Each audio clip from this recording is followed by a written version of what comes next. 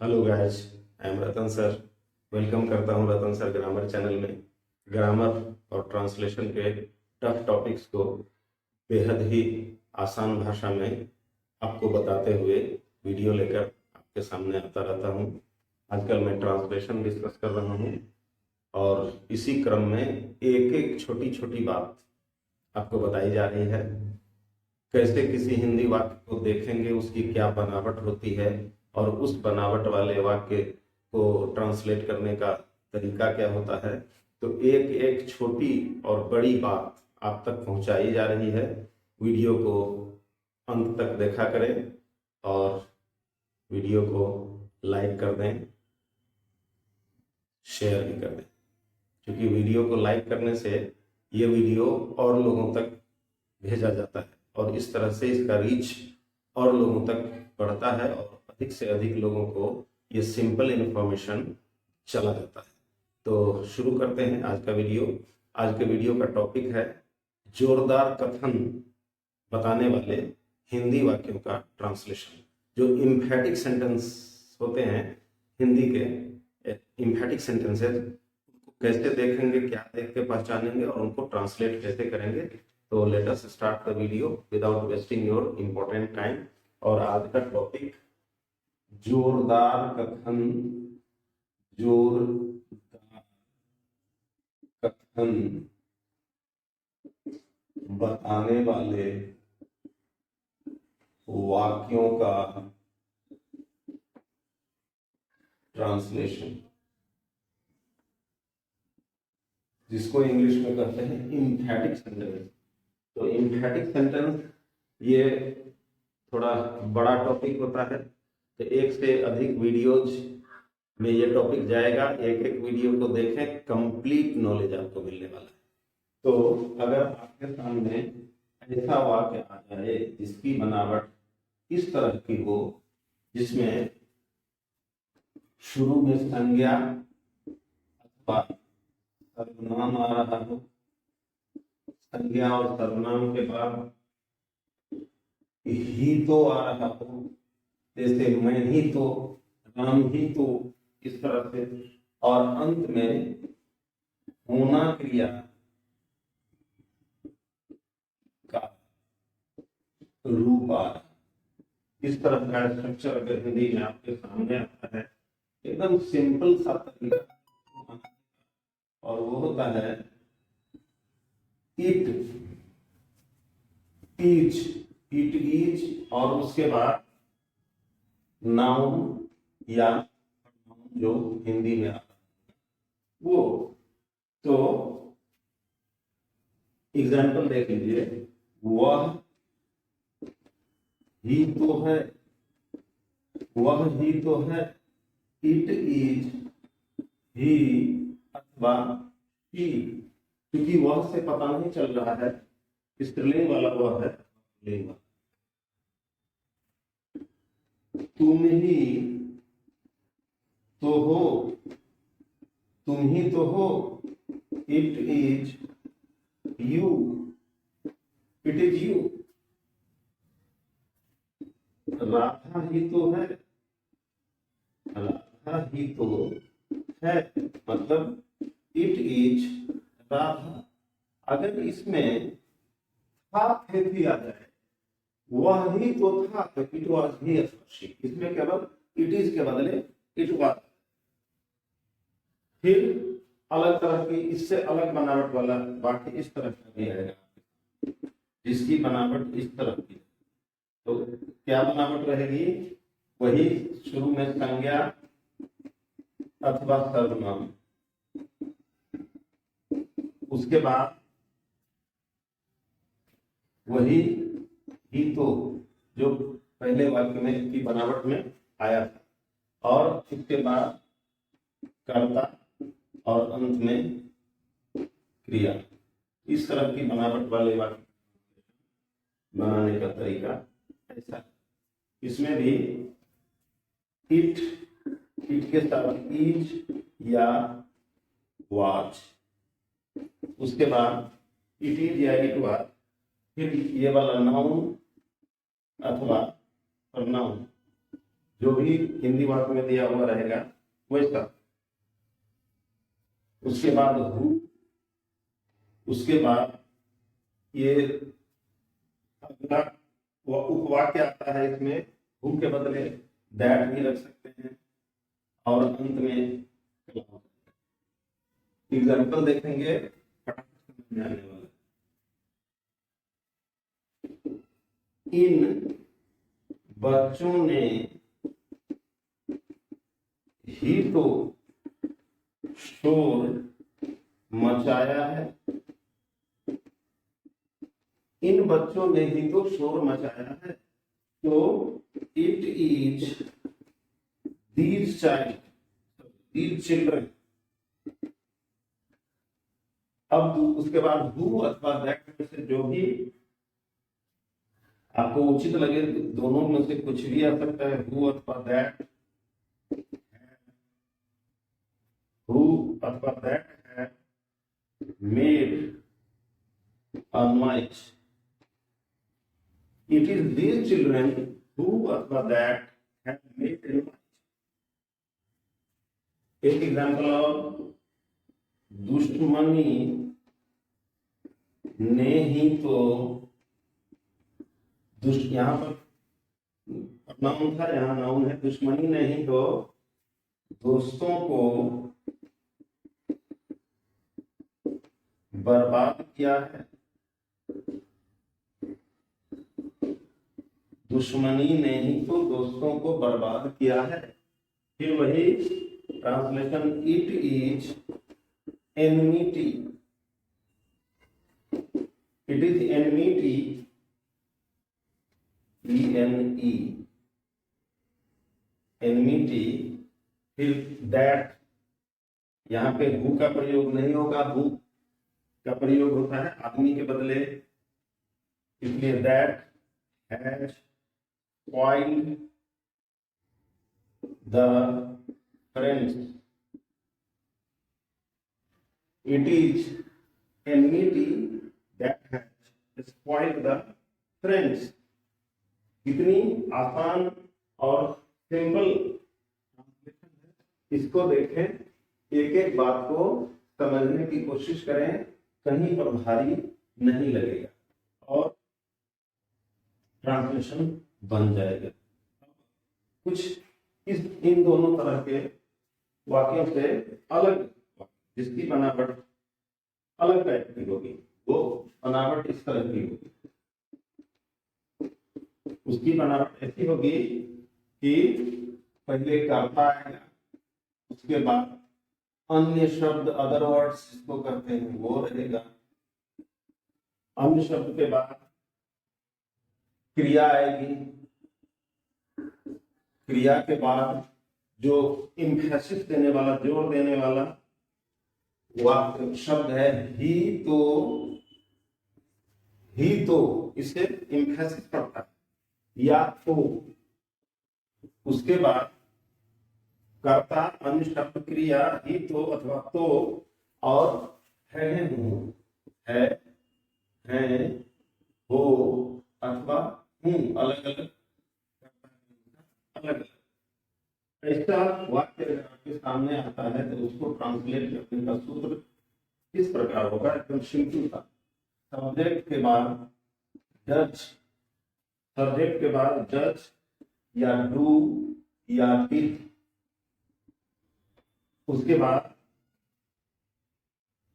V1 और तब example देख लें, समझ में आ जाएगा। उसने ही तो मेरी मदद की है, उसने ही तो मेरी मदद की है।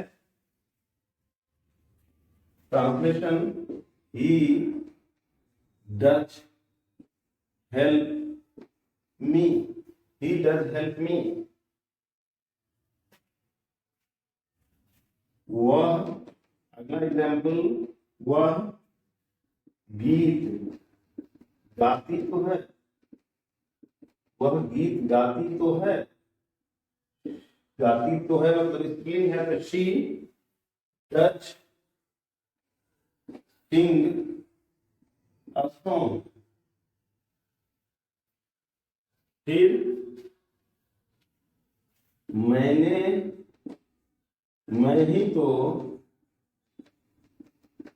उसे पढ़ाता था, मैं ही तो उसे पढ़ाता था। आई डिड टीच हिम बाहर। कितना आसान है, इसको समझिए। अलग तरह के, इससे थोड़ा अलग बात, इसकी बनावट होगी इस तरह, उसकी बनावट आएगी पहले करता, शुरू में करता आता है, उसके बाद क्रिया, उसके बाद भविष्य काल की क्रिया, फ्यूचर टाइम में भविष्य काल की क्रिया, और अंत में ही, जैसे जाएगा ही, पढ़ेगा ही, इस तरह से अगर इसका ऐसा है वाक्य तो उसको ट्रांसलेट करने का सूत्र होगा सब्जेक्ट, सब्जेक्ट के बाद या विल, फ्यूचर है तो शैल अथवा विल, और उसके बाद एक वर्ड आएगा बीच में एम्फैसिस देने वाला, श्योरली अथवा सर्टेनली। श्योरली अथवा सर्टेनली रख करके हम एम्फैसिस देते हैं, और अंत में शैल विल है तो V1। एग्जाम्पल देख लीजिए, समझ में आने वाला। वह आएगा ही, वह आएगा ही मतलब उसके आने की पक्की संभावना है, ये जोरदार तरीके से ये बात बताई जा रही है। तो ही विल सर्टेनली अथवा surely, certainly come, he will certainly come. मैं लौटूंगा ही, मैं लौटूंगा ही, आई शैल श्योरली अथवा सर्टेनली रिटर्न। इस तरह का कितना आसान वाक्य है, इसको देख लें। कुछ जोरदार कथन, इसके अलावा कुछ जोरदार कथन जिसको एम्फैटिक स्टेटमेंट कहते हैं।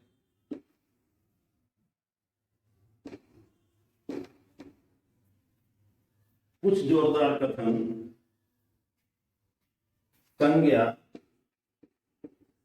अथवा सर्वनाम अथवा विशेषण अथवा क्रिया विशेषण,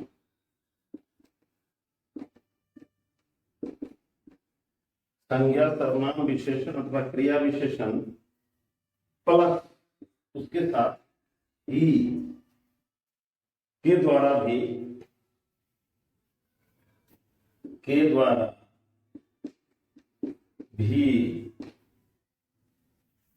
बताए जाते हैं। कुछ जोरदार कथन इस तरह से भी बताए जाते हैं।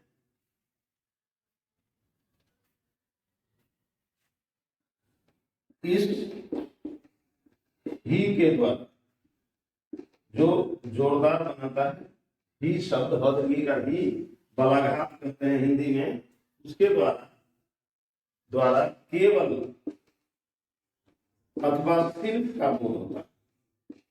जैसे राम ही मतलब केवल राम, मैं ही मतलब सिर्फ मैं, तो ये काफी सिर्फ का सेंस आता है। ये बहुत इंपॉर्टेंट पॉइंट है, इसको अच्छी तरह याद रखें। और ऐसे वाक्यों का ट्रांसलेशन किस तरह का जब आएगा वाक्य जिसमें संज्ञा सर्वनाम विशेषण अथवा क्रिया विशेषण के बाद ही आता है, ऐसे वाक्यों को ट्रांसलेट करने का सूत्र होता है, मतलब ये तरीका जो होगा उसका ओनली प्लस नाउन या प्रोनाउन या एडजेक्टिव या जो भी हिंदी में रहेगा उसके अकॉर्डिंग, उसके बाद सब्जेक्ट और वर्ब, इस तरह से इसको ट्रांसलेट किया जाएगा। एग्जाम्पल देख लें, समझ में आने वाला है। एक एक एग्जाम्पल पॉइंट को क्लियर करना, इसलिए एग्जाम्पल्स को अच्छी तरह देख लेना समझ को बढ़ाने में। तो एग्जाम्पल देख लें कैसे ही शब्द आकर के केवल का बोध करा देता है। ये देखिए, उसने ही हल्ला किया, मतलब उसको छोड़कर किसी ने नहीं हल्ला किया, सिर्फ उसने, केवल उसने। ये केवल का प्रयोग होता है और इसलिए ओनली आता है, तो बनेगा ओनली ही अथवा शी मेड a noise। फिर एक ही विद्यार्थी, एक ही विद्यार्थी या एक विद्यार्थी ही, ऐसे भी हो सकता है, ये ही यहां भी जा सकता है। एक ही विद्यार्थी अथवा एक विद्यार्थी ही पढ़ रहा था, मतलब केवल एक विद्यार्थी पढ़ रहा। तो ओनली के बाद एक ही है, तो only one student was reading, only one student was reading. कितना आसान है ये समझने वाली बात। तो इस वीडियो में पॉइंट्स बताने का यहाँ होता है अंत, और हर एक वीडियो के अंत में कुछ हिंदी वाक्यों वाला मैं एक एक्सरसाइज देता हूँ और बताता रहता हूँ, एक्सरसाइज मेक्स यू वाइज। तो अपने आप को वाइज बनाने वाला एक एक्सरसाइज है। इन वाक्यों को ट्रांसलेट करें और देखें कि आपने इस वीडियो में बताए गए पॉइंट्स को समझा है। तो 8-10 हिंदी वाक्यों का। नंबर 1, उसने ही मेरी किताब ले ली, उसने ही मेरी किताब ले ली। नंबर 2, लापरवाही ने ही उसको बर्बाद किया है, लापरवाही ने ही उसको बर्बाद किया है। नंबर 3, इस चैनल ने ही मुझे अनुवाद सिखाया है। 4, मैं उर्दू जानता तो हूं। नंबर 5, वह आपसे मिला तो था। नंबर 6, वह झूठ बोलेगा ही, वह झूठ बोलेगा ही। नंबर 7, मैं तुम्हें